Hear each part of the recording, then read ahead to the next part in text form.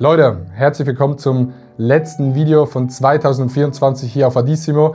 Die Leute, die mich kennen, die wissen, dass ich am Ende des Jahres immer so ein Video mache, wo ich einfach ein bisschen in die Kamera laber. Es ist so ein bisschen wie ein Podcast, ungeschnitten. Ich laber einfach über das Jahr. Was ist alles passiert? Wie war es für mich und wohin geht es im nächsten Jahr? Ich bin immer so am Ende des Jahres so ein bisschen emotional, so ein bisschen sentimental. Ich gucke gerne zurück, was ist passiert, was habe ich alles gemacht, und das werde ich in diesem Video machen. Deshalb holt euch was zu trinken, holt euch ein bisschen Snacks, setzt euch hin und genießt das Video. Ich habe mir ein paar Notizen gemacht, weil sonst würde ich alles vergessen, was in diesem Jahr passiert ist. Alles in allem kann ich schon mal sagen, das Jahr 2024 war insgesamt einfach nur geisteskrank krass, was ich alles gemacht habe, was alles passiert ist, wie viele Leute ich kennengelernt habe. Aber ich will euch am Anfang mal ein paar Zahlen geben, okay? 2024 auf TikTok habe ich insgesamt 120 Millionen Views gemacht auf dem Hauptkanal. Das sind 10 Millionen Likes. Insane. Auf YouTube insgesamt 6 Millionen Views. Finde ich auch sehr, sehr geil. Twitch, obwohl viele Leute sagen, yo, du hast zu wenig gestreamt, habe ich insgesamt 350 Stunden gestreamt. Das sind ein paar Tage. Die Streams wurden 6 Millionen Minuten angeschaut. Das ist geisteskrank, und insgesamt habe ich 800 Abos gemacht. Bei den Abos geht noch ein bisschen was, aber scheiß drauf. Jetzt kommt's. Neu kommt dazu Spotify. Auf Spotify habe ich 14 Millionen Listeners gehabt dieses Jahr. Das sind insgesamt 2,5 Millionen verschiedene Hörer. Was geisteskrank ist, wenn mir jemand am Anfang des Jahres gesagt hätte, dass ich solche Zahlen auf Spotify habe, hätte ich gesagt, nö, Digga, fick dich, nie im Leben. Geisteskrank. Also wirklich für mich insgesamt ein sehr, sehr krasses Jahr. Ich würde einfach mal ganz vorne anfangen, Januar 2024. Ich gehe jetzt so ein bisschen chronologisch durch, erzähle ein bisschen was, alle Sachen, die passiert sind. Es ist wirklich, als ich mir das aufgeschrieben habe, Digga, es ist geisteskrank, wie viel dieses Jahr passiert ist, okay. Das Jahr hat angefangen mit dem Darts Creator Cup 2024, wo ich das spannende Spiel gegen Paul und Paul verloren habe. Das erste Event von uns, das erste eigene Streaming-Event, hat sehr, sehr gut funktioniert, hat ultra Bock gemacht, und dieses Jahr oder nächstes Jahr, am 4. Januar 2025, findet der zweite Darts Creator Cup statt. Größer, mit Publikum, wird sehr, sehr geil. Kommt vorbei in Köln, ich glaube, es hat noch ein paar Tickets, Link ist in der Beschreibung. Kommt vorbei, Darts Creator Cup 2025 kommt, aber 2024 war insane. Dann Kitzbühel, der legendäre Schneestuhl, der Stuhl, wo ich so drin sitze, aus Schnee gebaut, mit Frege zusammen. Das waren, glaube ich, mit die geilsten 3-4 Tage, die ich hatte dieses Jahr mit Paul, Frege in Kitzbühel. Einfach, ihr wisst ja, ich liebe Schnee, ich liebe es draußen zu sein, spontan Dinge zu machen. Der Schneestuhl funktioniert immer geisteskrank gut. Ich liebe einfach so dieses Setting, Menschen, die Sport machen. Kitzbühel, beziehungsweise WWP, nochmal vielen Dank für die Einladung. WWP, denen gehört das Rennen, die machen das Ganze. Vielen Dank für die Einladung. Wir kommen 2025 wieder. Sehr, sehr geil. Das war Kitzbühel. Danach ging es nach Island mit Alexis, Rumatra und Noreax. Da waren wir, glaube ich, 5 Tage in Island, haben die 5 Tage durchgestreamt. Ultra geiles Erlebnis. Island bis jetzt das schönste Land, wo ich war. Wie gesagt, ich liebe Schnee. Und wenn man so in Island ist, minus 15 Grad, es windet, es ist dunkel, man sieht Polarlichter. Für mich rein naturtechnisch gesehen, das Geilste, wo ich jemals war, waren sehr, sehr anstrengende Tage, aber wir waren auf dem Gletscher, wir sind mit Quads im Schnee gefahren. Ich habe dort noch ein Musikvideo gedreht mit Leon, zu dem Song Wie du bist, der dann rausgekommen ist während dem Trip. Das heißt, ich habe auch meinen ersten Song rausgebracht, Wie du bist. Digga, das ist voll so eine eigene Lobeshymne, dieses Video. Aber ich will auch für mich später einfach mal alles zusammenfassen, dass man einfach mal sieht, wie viel in so einem Jahr passiert. Genau, Island, dann ist der Song Wie du bist rausgekommen. Hat jetzt listener-technisch nicht so krass funktioniert. Ich persönlich finde den Song sehr, sehr geil und auch das Musikvideo, das wir in Island gedreht haben, sehr, sehr geil geworden. Danach Wim Hof Challenge in Polen mit Trimax. Trimax, vielen Dank für die Einladung. Allgemein vielen Dank für die ganzen Einladungen immer zu deinen Events.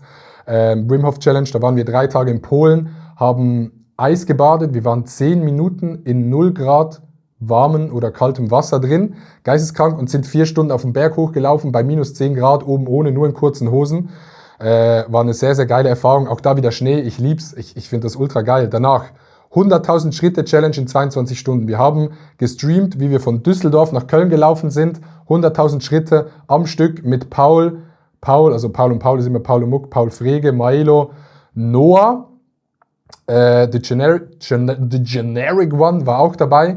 Sehr, sehr cool gewesen. Krasse Erfahrung, das anstrengendste mit Abstand, das anstrengendste, was ich dieses Jahr gemacht habe. Also nie im Leben werde ich wieder 100.000 Schritte am Stück laufen. Ich kann nicht reden. Geisteskrank gewesen, hat sehr, sehr viel Spaß gemacht. Aber war die dümmste Idee, die wir jemals hatten. Aber Wir haben es geschafft, 100.000 Schritte in 22 Stunden ohne einmal absitzen. Geisteskrank.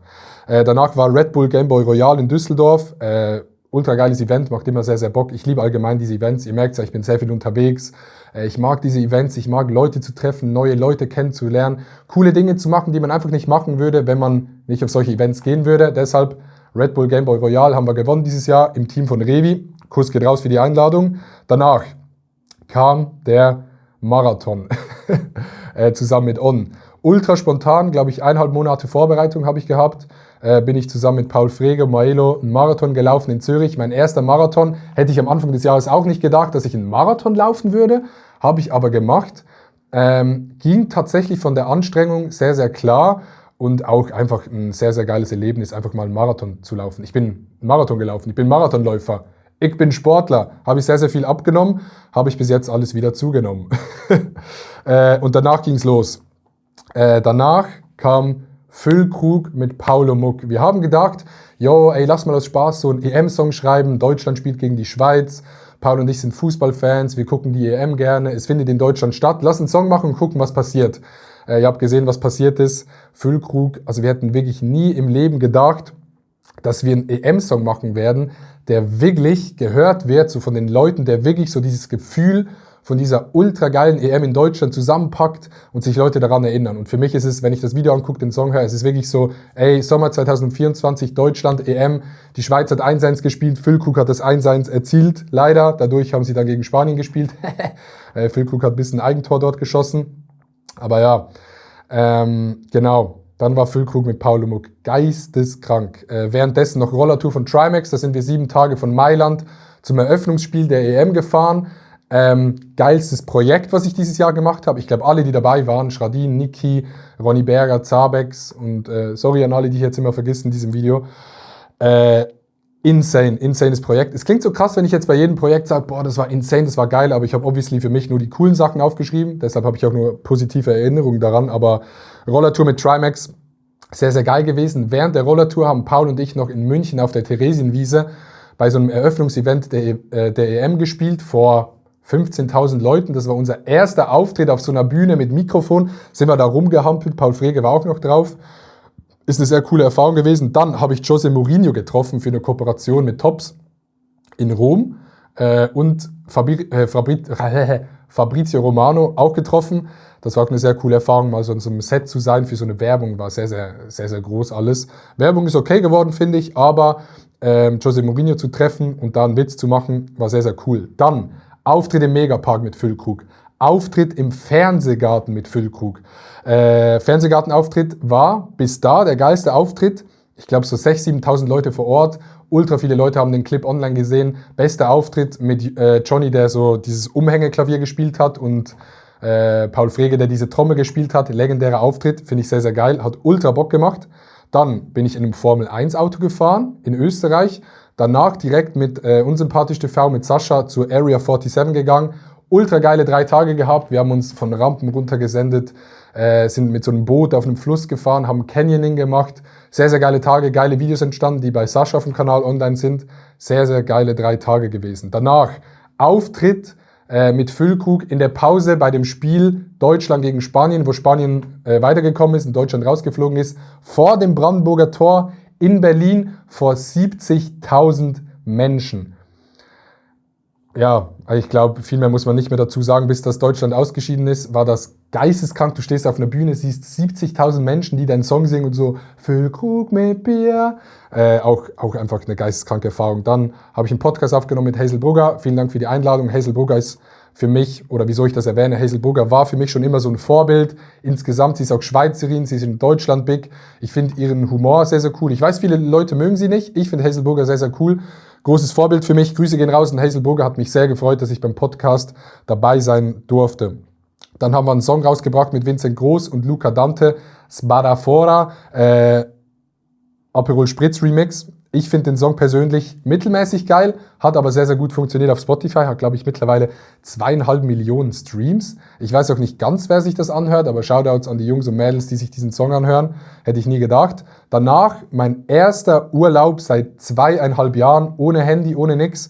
2 Wochen Mallorca. mit Paolo Muck, Paul Frege, Niki, Marc Eggers war dabei, Jonathan, ultra geiler Urlaub. Wir haben 2 Wochen einfach nur genossen, nichts gemacht. Zum ersten Mal, seit ich Social Media mache, habe ich nichts gemacht. Einfach nur gechillt, einfach nur das Wetter genossen, geil gegessen.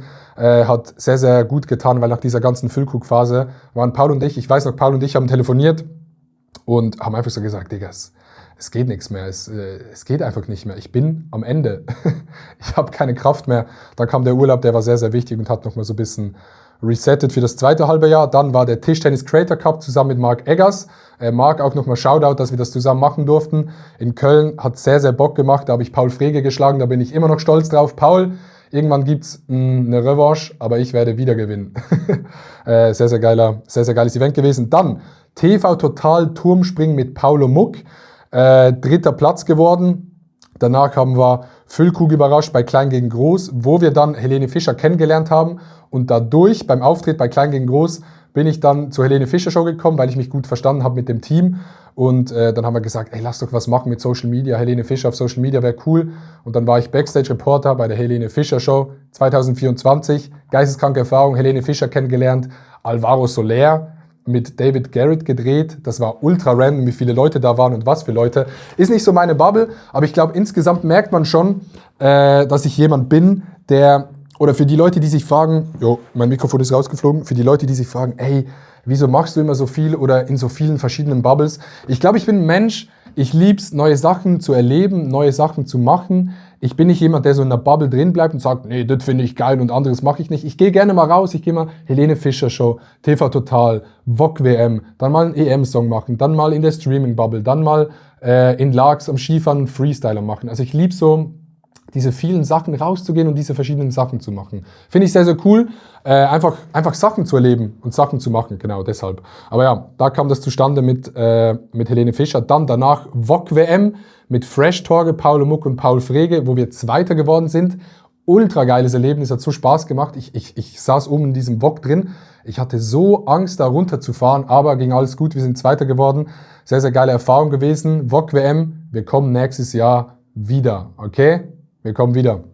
Genau. Dann war noch die Nicht-Schlafen-Challenge mit den Renos, wo wir 40 Stunden wach geblieben sind, ohne zu schlafen. Das hat mich komplett gefickt, hat aber Spaß gemacht. Dann eben die Helene Fischer Show. Sehr, sehr krass. Und danach eines meiner größten Highlights, weil es auch so am Ende des Jahres war, der Auftritt in der Olympiahalle in München vor 17.000 Leuten beim Dream-Konzert. Da hat der Bruder von Dream 2 Tage vorher angerufen und gesagt, yo, ey, wollt ihr auftreten mit Marc Eggers zusammen, so ein bisschen vorbandmäßig. Dann sind wir dort aufgetreten, zum ersten Mal nach der EM vor Publikum und es war einfach geisteskrank zu sehen, wie die Leute mitgesungen haben, dass Leute wirklich den Song hören, wirklich den Song fühlen und den Text können, ist, also ich check das nicht. So, wer hört sich das an und singt mit? Deshalb, Dream, nochmal vielen Dank für die Einladung. Es war wirklich sehr, sehr geil, hat ultra Bock gemacht. Marc Eggers war auch dabei. Allgemein, Marc war so eine Person, die mich über das ganze Jahr begleitet hat. Marc war im Studio dabei, als wir Füllkrug gemacht haben. Mit Marc schreibe ich immer wieder über Projekte oder frage ihn, ey Marc, guck, ich habe diese Entscheidung, was soll ich machen? Marc, so ein netter Dude. Und deshalb nochmal großes Dankeschön an Marc allgemein für die Hilfe die ganze Zeit, für den Support. Marc ist immer jemand, wenn man ein Projekt hat und ihm das pitcht, sagt er, ja, lass es machen, finde ich geil oder mach so oder mach so. Ist ein Macher, Marc. Finde ich sehr, sehr geil, dass du immer ein offenes Ohr hast. So, genau. Das war insgesamt das Jahr. Sorry an alle Leute, die ich vergessen habe. Ich habe unfassbar viele tolle Leute dieses Jahr kennengelernt. Mit vielen Leuten habe ich natürlich immer zu tun. Ein paar möchte ich da erwähnen. Paolo Muck, Paul Frege, Niki, Maelo, Marc Eggers, Jonathan. Wer war noch dabei? Ja gut, jetzt vergesse ich wieder Leute, was für eine Kacke. Ich hätte nicht sehr, aber ja, die Leute, die es wissen, die wissen es. Leon, der Kameramann von den Renos, der hat sehr viele Vlogs gefilmt, auch allgemein privat, ein sehr, sehr guter Kollege. Es ist einfach krass, was sich so aufbaut, wie viele Leute man kennenlernt und ich finde persönlich, man kennt viele Leute so, okay, ja, man sieht sich so, aber ich habe mittlerweile so gute Freunde, Paul Frege, Paolo Muck, Marc Eggers, Niki, Leon, Jonathan, das sind so echte Freunde in meinem Leben. Wir treffen uns, ohne dass wir irgendwas drehen, haben einfach eine geile Zeit. Wir reden über alle Themen, egal ob es privat ist oder nicht. Und dafür bin ich sehr dankbar. Vielen Dank, Jungs. Ich küsse eure Herzen, ihr Wichser. Genau, das ist dieses Jahr passiert. Wie war das Jahr für mich? Das Jahr für mich war insgesamt obviously sehr, sehr geil. Es sind so viele geile Sachen passiert. immer wenn man denkt, ey, ich weiß nicht mehr, was kommt, ich habe keine Ideen mehr, kommt irgendein Projekt, kommt ein TV Total Turmspringen, kommt der EM-Song, kommt der Marathon, kommt Helene Fischer Show, kommt ein Darts Creator Cup, irgendein Projekt, wo ich mich dann wieder so reinhänge und tagelang dran arbeite, irgendwelche Sachen design, mache, mithelfe, Calls. Es ist immer weitergegangen. Insgesamt ein sehr, sehr geiles Jahr. Natürlich auch ein Jahr gewesen, wo da könnt ihr auch gerne mal in die Kommentare schreiben, was ihr so darüber denkt. Dadurch, dass ich streame, dass ich TikTok mache, die Songs, YouTube, Zweitkanal, viel unterwegs. Es ist immer so ein bisschen alles und nix. Und das hat mich dieses Jahr manchmal schon sehr belastet, weil ich bin dann so, ey, ich muss jetzt eine Entscheidung treffen. Ich setze jetzt voll auf Streaming. Ich streame jetzt nur noch. Dann bin ich aber wieder 2 Wochen unterwegs, finde das ultra geil. TikToks funktionieren. Denke ich mir, nee, ich mache jetzt nur noch TikTok. YouTube-Vlogs funktionieren mal für 2 Wochen, denke ich mir, ey, ja, YouTube, ich fokussiere mich jetzt auf YouTube. Also ich bin so ein Mensch, ich habe so viele Interessen von Freestyle-Skifahren, Musik machen, Unterhaltung, Fernsehsachen machen, zu Events gehen, aber auch zu Hause sein, normale TikToks machen, Präsentationen machen. Es sind so viele Sachen und das funktioniert alles nicht nebeneinander. Es sind immer nur so Phasen und das hat mich dieses Jahr schon oft belastet, würde ich sagen. Ich weiß nicht, ob ihr das versteht, aber es ist schwer, so den Fokus zu halten und zu sagen, ey, das mache ich, für das stehe ich und das will ich sein. Checkt ihr, wie ich meine? Aber vielleicht bin ich auch der Dude, der viele Sachen macht, der überall mal ist, der draußen ist, drin ist, Sport macht und so. Ich habe da für mich noch nicht so eine Linie gefunden. Ist vielleicht auch okay, dass ich diese Linie noch nicht gefunden habe, weil dann macht man viele Sachen, probiert Sachen aus. Aber ich habe auf jeden Fall gemerkt, dieses Jahr, Musik ist etwas, was mir ultra Bock macht, was bei euch ultra gut ankommt. Da kommen nächstes Jahr auf jeden Fall ein paar Projekte. Ich glaube, Musik ist sowas, was mich jetzt immer begleiten wird. Was mit YouTube, Twitch und TikTok passiert, das sieht man über die Jahre. Momentan macht mir alles Bock, aber ich kann mich nicht auf eines fokussieren, was ich sehr, sehr schade finde. Aber ich hoffe, ihr checkt so den Struggle, den ich damit habe. Aber ja, das sind so meine Struggles gewesen. Klar, manchmal hat man gute Tage, manchmal hat man schlechte Tage. Ich bin auch dieses Jahr, da bin ich ganz ehrlich, 2 Tage hier zu Hause gewesen, nur auf der Couch, habe nichts gemacht, dachte mir, Digga, ich bin komplett am Ende, ich kann nicht mehr. 2 Tage später bin ich irgendwo unterwegs und es geht mir wieder gut. Also es war so ein Jahr mit ultra hohen Höhen und manchmal, nicht jetzt ultra tiefen Tiefen, aber schon so Tage, wo ich so gedacht habe, ey Digga, wieso mache ich das Ganze, was ist eigentlich der Sinn? Aber dann hat man so einen Auftritt bei Dream, sieht die Leute und denkt sich dann wieder so, ey, ich glaube, so für das macht man's. So, das sind die geilen Projekte oder Turmspringen. Ich glaube, Turmspringen war jetzt nach außen nicht das größte Projekt, aber trainieren in München mit Paul, mit unserem Trainer, da hinzugehen, sich reinzusteigern, den Ehrgeiz zu haben, genau für solche nicht kleine, aber so in der Online-Welt jetzt eher kleinere Projekte. Das ist einfach etwas, wo ich so gemerkt habe, Digga, das macht mir ultra Spaß und deshalb sage ich solchen Projekten auch zu. Ne? Genau, das ist so das Ding. Aber insgesamt sehr, sehr geiles Jahr gewesen, kann man nichts sagen. Wir gucken noch voraus aufs nächste Jahr, bevor es dann in den Rutsch ins neue Jahr reingeht. Was kommt nächstes Jahr? Wir haben am 4. Januar den Darts Creator Cup 2025 live in Köln mit Publikum. Ultra geile Leute, die dabei sind, freue ich mich sehr darauf. Bin ich auch ein bisschen nervös. Ich hoffe, alles läuft gut, aber ich glaube, insgesamt wird es ein sehr, sehr geiler Darts Creator Cup. Dann am 10. Januar kommt der Après-Ski-Song raus, zusammen mit Paul Frege. Es ist der erste Song von Paul Frege. Ist ein sehr, sehr geiler Song geworden. Musikvideo geisteskrank. Freut dich darauf. 10. Januar, Après-Ski-Song. Dann kommt nächstes Jahr der ESC-Song von Paul und mir raus. Ich glaube, wir schaffen es nicht zum ESC, obviously. Stefan Raab, fick dich. Wir hätten da reingepasst. Aber wir bringen den sowieso raus. Wird sehr, sehr cool. Dann wird es einen Paddle Creator Cup geben. Für die Leute, die Paddle spielen. Ihr checkt, wie geil das ist. Paddle ist so eine Mischung zwischen Tennis und Squash. Ihr kennt das, ihr kennt die Insta-Stories. Alle machen Insta-Stories vom Paddle. Dann 2 große Projekte mit Red Bull, von denen ich noch nichts sagen darf. Das eine ist aber schon Ende Februar. Und ja, ich glaube insgesamt dann viele weitere Projekte, viele Sachen kommen spontan. Ich freue mich aufs neue Jahr, extrem viel steht an. Ich wollte einfach nochmal Danke sagen für den Support von euch über das ganze Jahr. Es gibt Phasen, da läuft's gut, da ist wieder schlechter, da denkt man sich, ey Digga, ich kann nicht mehr, jetzt kommt nichts mehr, da kommt wieder was Geiles und ihr seid immer am Start, ihr guckt alles, liked die Videos, hört die Songs und für das wollte ich einfach mal ein großes Dankeschön sagen. Vielen Dank an alle Homies, die immer dabei sind, die immer helfen, die immer supporten. Vielen Dank ans Management, die auch immer helfen im Hintergrund und diese ganzen Projekte erst möglich machen. Vielen Dank an meine Eltern und meinen Bruder. Ihr seid die Besten. Ja, vielen Dank fürs Zugucken. Ich wünsche euch einen schönen Rutsch. Ich hoffe, euch hat das Video gefallen. Ich hoffe, es war nicht zu langweilig, war so ein bisschen Podcast-mäßig. Und schreibt mal in die Kommentare, wenn ich nächstes Jahr wieder einen Podcast machen soll. Gut, Leute, vielen Dank fürs Zugucken. Vielen Dank für das unglaublich krasse Jahr, für diese ganzen Erlebnisse. Wir sehen uns am 4. Januar in Köln beim Darts Creator Cup oder auf Twitch. Ihr könnt überall zugucken. Ich wünsche euch einen guten Rutsch und ich hoffe, ihr startet schlecht ins neue Jahr. Rüssel. Tschüss. Ich bin out. Mache ich jetzt die Kamera einfach aus oder gehe ich einfach? Leute, vielen Dank. Wir sehen uns. Tschüss.